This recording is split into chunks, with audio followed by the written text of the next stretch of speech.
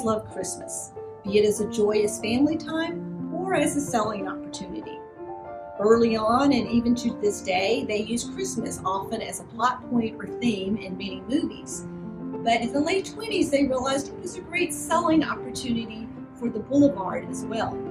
In 1929, Colonel Harry Vane, who served on the Hollywood Chamber of Commerce, conceived the brilliant idea of a parade down Hollywood Boulevard to help draw customers to the stores along Hollywood Boulevard, building on Macy's Thanksgiving Day Parade and downtown Los Angeles Christmas Parade. That first year, it was very simple.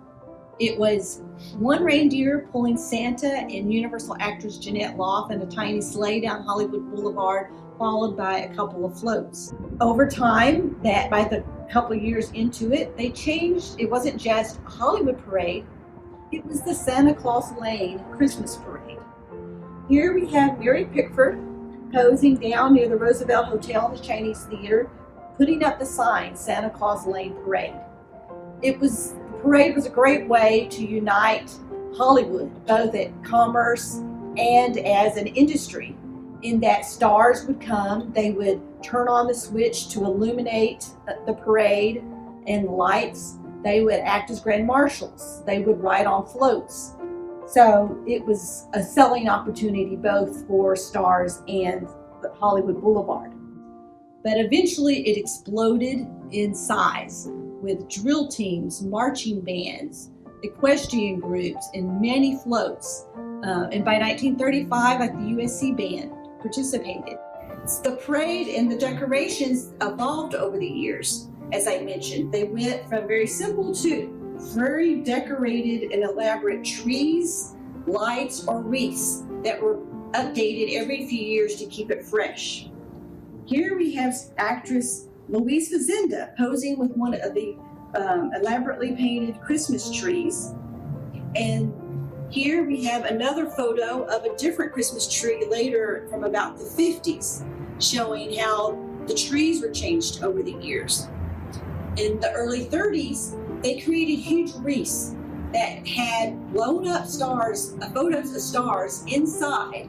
It's a different photo of a different star on each light post.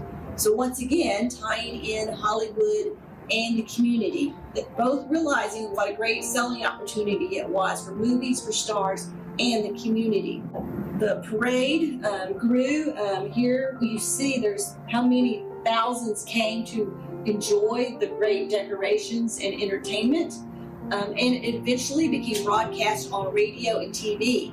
1978, KTLA took over broadcasting and broadcast it for decades until about 2005, when it was becoming too expensive both for it and the Hollywood Chamber of Commerce. And in 2007, the Hollywood Chamber of Commerce actually decided to cancel it.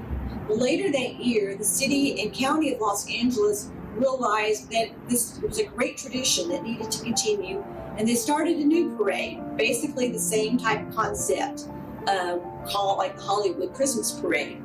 It has been broadcast ever since, but this time, instead of being broadcast live, mostly tape delayed and broadcast later, but occurring on the same date as it always had, the Sunday after Thanksgiving.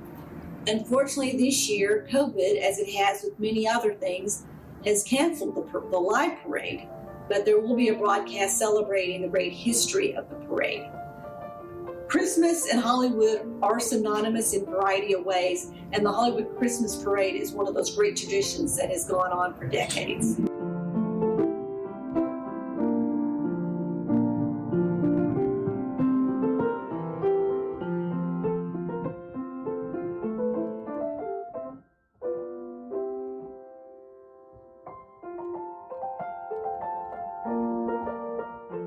Many Hollywood stars love Christmas just as anyone else does, be it just for the fun of the season or for the great family times.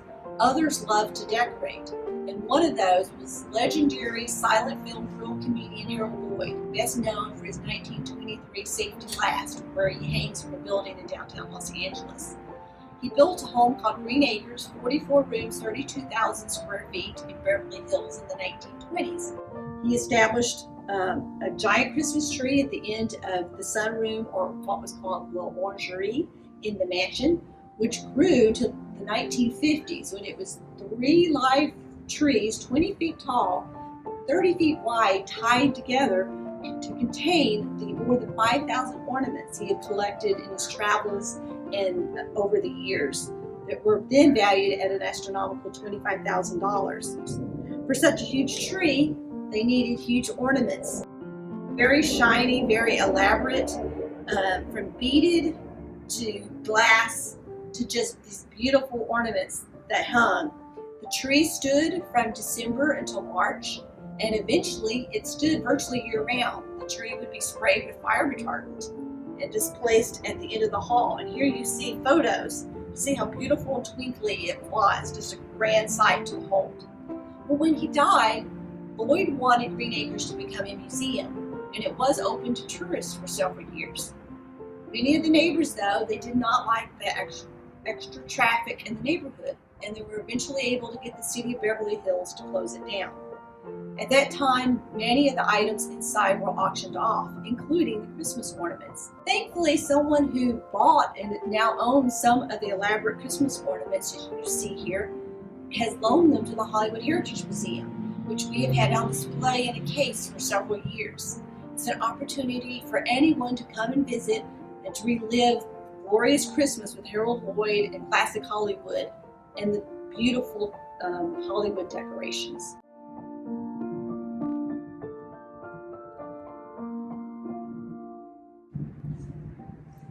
Hollywood has always loved the holiday Christmas season, and they've helped popularize the holiday through movies, through the Hollywood Christmas Parade, and now this beautiful flower, the poinsettia. We have Hollywood to thank in a lot of ways that we now use it as a traditional decoration. It's an indigenous plant to Mexico and Central America that was introduced to the United States in the 1820s by the first United States minister to Mexico, Joel Roberts Poinsett. He loved the plant once he first saw it there in Mexico because of its beautiful scarlet and yellow leaves, or bracts as they were called. There it was more of a shrub or small tree. He took cuttings back to his plantation in South Carolina and grew it and eventually gave it to people, and the cuttings made it across the United States. Trees and shrubs grew, and by the 1890s and early 1900s, the LA newspapers show that many people in the area used it both as a centerpiece or a decoration, not only the holiday season, but in the early spring. Well, in 1902, a German immigrant by the name of Albert Eck came to Eagle Rock, California with his wife Henriette and 4 children. He had a ranch where he grew flowers, plants, and vegetables. But 1906 wanted more room, and so he built a home and moved to Hayworth Avenue on the border of Hollywood and West Hollywood. He started growing poinsettias. He fell in love with the plant and realized that instead of cuttings, you can make more of a tabletop plant that people could more easily use as decoration or just to have to beautify the home. He opened his first stand at what is now Fountain in Fairfax in 1910, selling them roadside to people, and it started becoming popular. People didn't need to go to the variety of fields around Hollywood to get cuttings for poinsettias. They would sell to all kinds of florists all over Hollywood and Los Angeles, and eventually it became a worldwide business. He died in 1919, and his son Paul took over. And they had one of their most popular varieties was called the Hollywood, which stood 6 to 8 feet tall and had leaves that were 12 inches in diameter. So you could have multiple plants that you could cut and have if you wanted it that way besides the traditional plant. Over the decades, Paul would come up with other names for varieties, such as Albert and Henriette, named after his parents. In the 20s, they were located mostly along Sunset and Doheny, over 25 acres. There were fields of poinsettias. People would go take photos and postcards of their fields as well as other fields became prolific. You could buy postcards to share besides the plant, but then also Hollywood loved the name poinsettia. And in 1906, the name, it first appears in the city directory, Poinsettia Place, and Hollywood High School, they would entitle their yearbook the Poinsettia. So it was a very popular thing in the city of Hollywood. Hollywood has inaugurated many things or introduced a variety of styles to the public, and we can thank Hollywood for the poinsettia.